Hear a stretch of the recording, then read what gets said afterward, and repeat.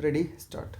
उपाध्यक्ष महोदय, मैं समझता हूं कि अब तक इस वैदेशिक नीति पर न केवल इस ओर के सदस्यों ने ही बल्कि दूसरी ओर के सदस्यों ने भी प्रधानमंत्री जी को धन्यवाद दिया है। इसलिए मैं अपनी तरफ से धन्यवाद देकर उनका बोझ बढ़ाना नहीं चाहता। इसमें कोई संदेह नहीं कि इस सदन के सभी सदस्य, चाहे वे किसी भी पार्टी से संबंध रखते हों, इस बात से पूरे सहमत हैं कि हमारी विदेश नीति ने संसार में हमारे सिर ऊंचा उठा दिया है। हमने पंचशील के सिद्धांत को संसार के सामने रखा है। यदि हम उसके आधारभूत सिद्धांत पर दृष्टिपात करें तो हमको पता चलता है कि हमने संसार में एक जो सबसे बड़ा काम किया है वह यह है कि हमने तनाव को कम करने का प्रयत्न किया है।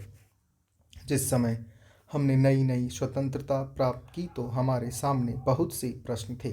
उनके साथ ही हमारे दो बड़े गुट थे जो कि एटम बम और दूसरे बम के लिए हुए हमको चुनौती दे रहे थे कि अगर हमने उनमें से किसी एक जुट में सम्मिलित नहीं हुए तो हमको बड़ी कठिनाई होगी।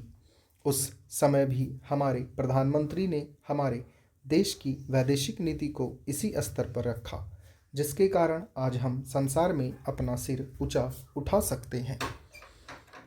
हमने जो संसार के सामने पंचशील के सिद्धांत को रखा उसका सबसे बड़ा फल यह हुआ कि एक सम्मेलन हुआ जिसकी ओर मैं आपका ध्यान दिलाना चाहता हूँ।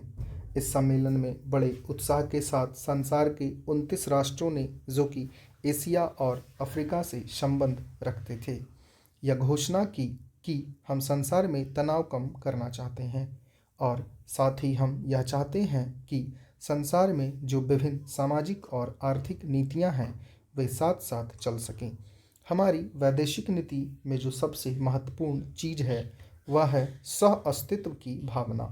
उसी भावना के फलस्वरूप हम देखते हैं कि आज कोरिया का युद्ध नहीं हुआ जो कि एक तीसरे विश्व युद्ध के रूप में परिवर्तित हो सकता है।